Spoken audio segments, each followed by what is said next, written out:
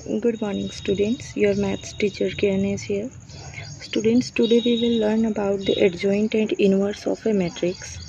So, let us first see the adjoint of a matrix.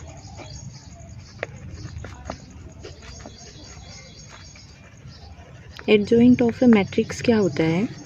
Late कर लो आपके पास ए कोई भी मैट्रिक्स है.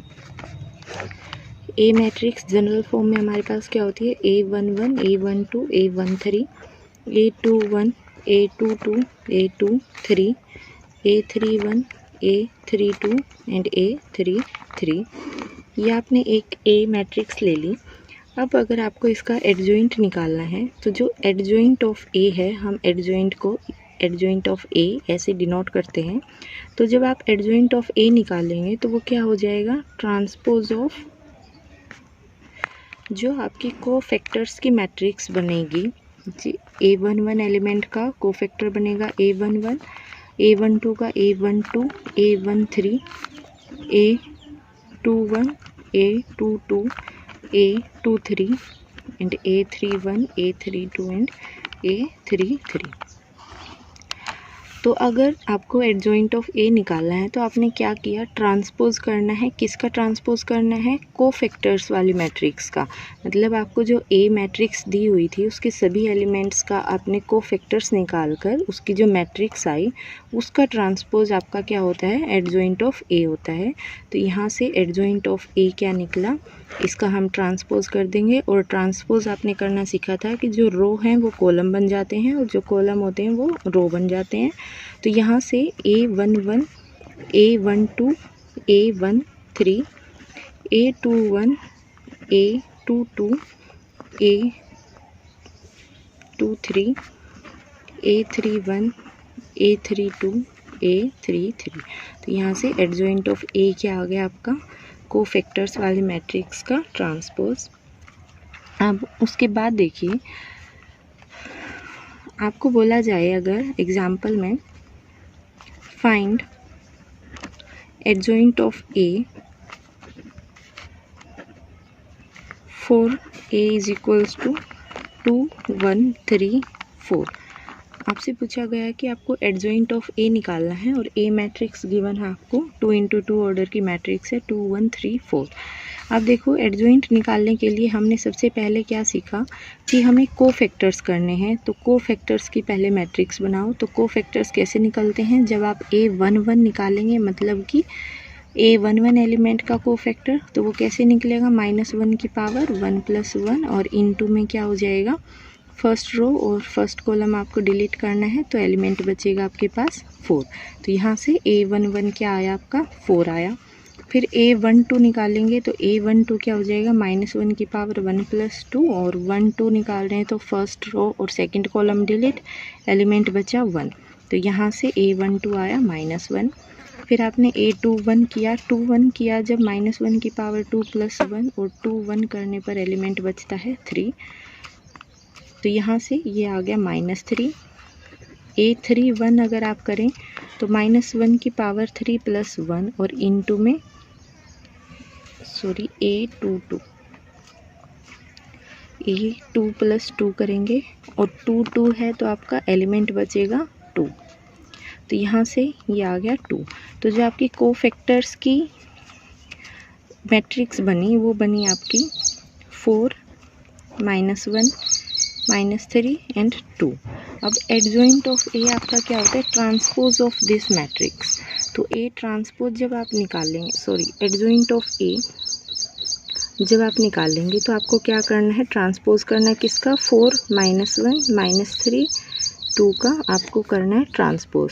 तो आपका एडजॉइंट ऑफ ए क्या हो जाएगा? 4, -1, -3 एंड 2. तो ये हो गया आपका एडजॉइंट ऑफ ए. अब देखो, अगर आपके पास एक मैट्रिक्स है 2 × 2 ऑर्डर की, रिमार्क में देखो आपको दिया हुआ है कि एक मैट्रिक्स है 4A. आपको हमेशा क्या यूज़ करनी है? स्क्वायर मैट्रिक्स पर ही आपके ये सभी रिजल्ट्स यूज़ होते हैं. तो 4A square matrix of order 2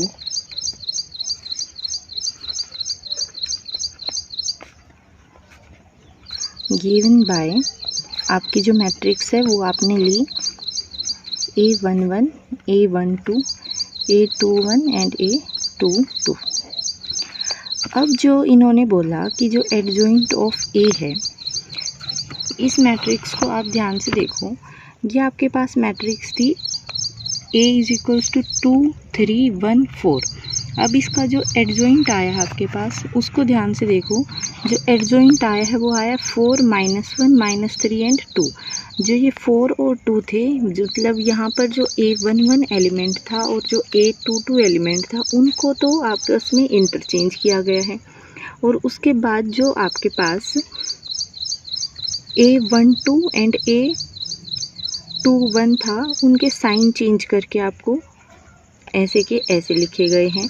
तो अब देखो, यही रिजल्ट ये बोल रहे हैं आपको कि A11, A12, A21 और A22 अगर कोई स्क्वायर मैट्रिक्स है, तो जो एडजॉइंट ऑफ A है can also be obtained by interchanging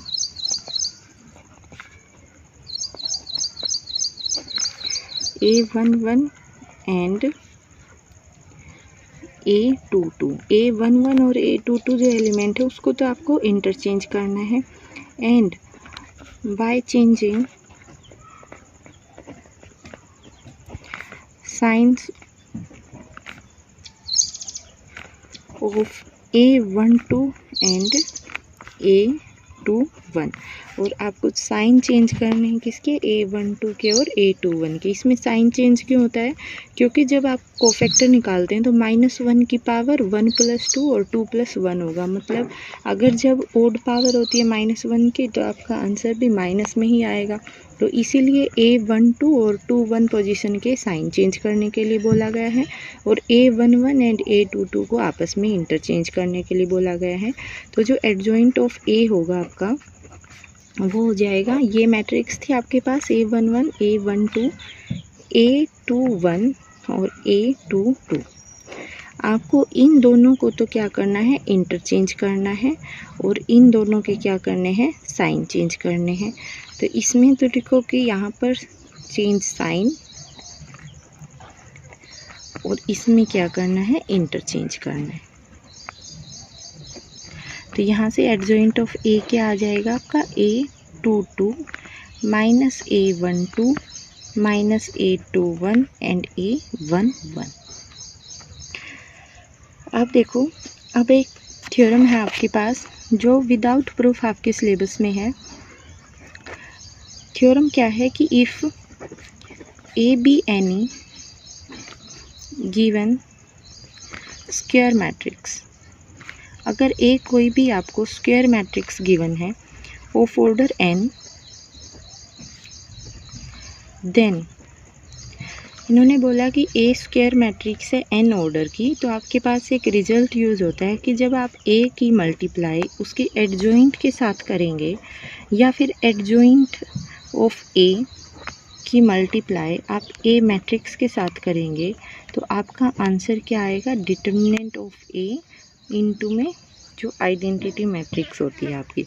मतलब आप पोस्ट प्रोडक्ट करो या प्री प्रोडक्ट करो, आपका जो आंसर आएगा वो डिटर्मिनेंट A इनटू आइडेंटिटी आएगा। यहाँ पर I क्या है, where I is the identity matrix of order n order की मैट्रिक्स ली थी, तो आपकी आइडेंटिटी मैट्रिक्स भी क्या होगी, n ऑर्डर की ही होगी।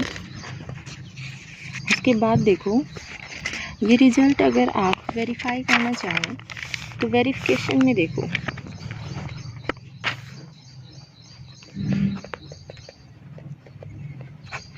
वेरिफिकेशन में देखो A इन्होंने बोला था कि आपको क्या करना है, एक मैट्रिक्स लेनी है A11, A12, A13, A21, A22, A23, A31, A32 and A33। ये आपने 3 × 3 ऑर्डर की एक मैट्रिक्स ले ली। तो इसका एडजॉइंट ऑफ A क्या होगा, जब आप कोफैक्टर्स का ट्रांसपोज कर देंगे। कोफैक्टर्स निकाल कर इन सभी एलिमेंट्स के और उनका क्या कर देंगे, ट्रांसपोज कर देंगे। तो आपका ट्रांसपोज होने के बाद क्या आएगा, A11 A12 A13 A21 A22 A23 और यहाँ पर A31 A32 A33। ये हो गया आपका एडजॉइंट A। अब देखो आपने एक रिजल्ट पढ़ा था और वो रिजल्ट क्या था कि we know that sum of the product of elements of a row और column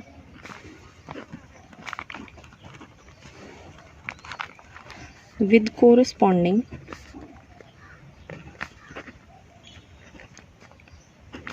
cofactors is equal to determinant and otherwise 0। देखो आपने ये रिजल्ट पढ़ा था ना कि जो डिटर्मिनेंट है इसको आप ऐसे लिखें या फिर आप इसको ऐसे लिखें। तो ये किसके इक्वल था आपका कि जब A11 की cofactor of A11 plus A12 element की कोफैक्टर ऑफ A12 और प्लस A13 एलिमेंट की कोफैक्टर ऑफ A13 के साथ करें तो ये वाली चीज़ तो आपकी डिटर्मिनेंट के इक्वल आती है। और अगर आप इसी की ऐसे करें A11 तो A21 प्लस A12 तो A22 और प्लस A13 A23।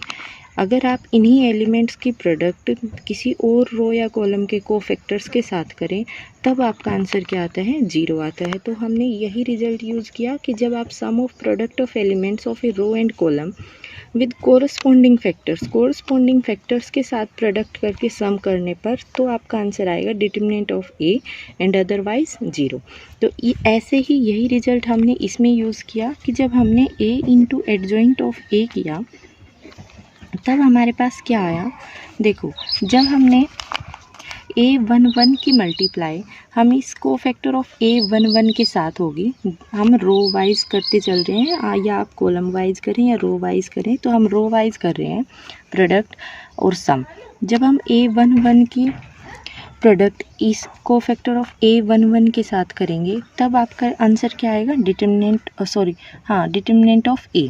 और जब इस A12 की मल्टीप्लाई आप A21 के साथ करेंगे तो देखो A12 की जब आप कोफैक्टर ऑफ A22 के साथ या 21 के साथ करते हैं तब आपका आंसर क्या, 0, क्योंकि अब जो है आपका रो और प्रोडक्ट जो है उसी एलिमेंट के कोफैक्टर के साथ मल्टीप्लाई नहीं हो रहा है। अब ऐसे ही यहाँ पर A13 की जब A31 के साथ करेंगे तो ये भी क्या हो जाएगा, 0 हो जाएगा। अब A21 की A12 कोफैक्टर के साथ करेंगे तो 0 और A22 एलिमेंट की A22 कोफैक्टर के साथ करेंगे तो answer is determinant of A। ऐसे ही ये हो जाएगा आपका, ये आपकी बन जाएगी A into adjoint of A। अब इसको आप जब आप adjoint of A into A करेंगे तब भी आपका यही आंसर आएगा। तो अब देखो अब आपने क्या किया, A into adjoint of A था। अब आपने क्या किया, इस मैट्रिक्स में से डिटर्मिनेंट ऑफ A जो है आपने कॉमन निकाल लिया। और जब आप डिटर्मिनेंट ऑफ A इसमें से कॉमन निकालते हैं तो यहाँ पर क्या बचेगा, 1 0 0 0 1 0 0 0 1। देखो जब हम मैट्रिक्स में से कॉमन निकाल लेंगे तो सिर्फ एक डिटर्मिनेंट ऑफ A कॉमन निकलेगा, लेकिन अगर यहाँ पर डिटर्मिनेंट होता तो हम इस रो से भी डिटर्मिनेंट A कॉमन निकालते, इससे भी और इससे भी, तब आपके पास डिटर्मिनेंट ऑफ A क्यूब आता। तो इसमें आपको कंफ्यूज नहीं होना है, मैट्रिक्स में सिर्फ आपका डिटर्मिनेंट ऑफ A बाहर निकलेगा और 1 0 0 ये आपकी आइडेंटिटी मैट्रिक्स बचेगी। तो यहाँ से जो A into adjoint of A आया आपके पास वो आया डिटर्मिनेंट ऑफ A मल्टीप्लाई में आइडेंटिटी मैट्रिक्स आए। और यही आपको क्या किया था, प्रूव करने के लिए बोला गया था कि ये आपके पास रिजल्ट होता है। अब इसी को आप ऐसे भी लिख सकते हैं कि एडजॉइंट ऑफ A की मल्टीप्लाई अगर A के साथ हो तो भी रिजल्ट आपका यही रहेगा। ठीक है।